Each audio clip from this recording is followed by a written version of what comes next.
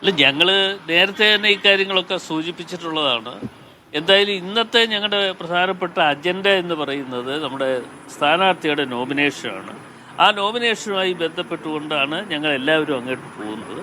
അതിനുശേഷം ഇന്നലെ തന്നെ ഞാൻ പറഞ്ഞല്ലോ, ഞാൻ ചില കാര്യങ്ങൾ ഇന്നലെ തന്നെ നിങ്ങളുടെ മുമ്പിൽ പറഞ്ഞ കാര്യമാണ്.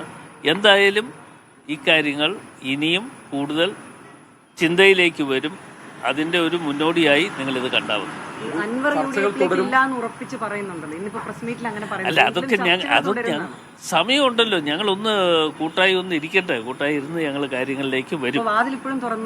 അത് സംശയം എന്താ? ആ കാര്യത്തിൽ ഒരു സംശയം വേണം. LDFനെതിരെ നിലപാട് ശക്തമാക്കിയതുകൊണ്ട് തന്നെ കുറച്ചുകൂടെ അനുനയ സാധ്യതകൾ അല്ല, അങ്ങനെ LDFന് എതിരെ പിന്നെ അവര് കൂടുതൽ പറഞ്ഞു ഉള്ളത് ഒന്നുമല്ല. LDFനെതിരെ അൻവറിനെ സംബന്ധിച്ച് അൻവർ നേരത്തെ തന്നെ LDF ഗവൺമെന്റിനെതിരെ ശബ്ദം ഉയർത്തിക്കൊണ്ട് വന്ന ആളാണ്.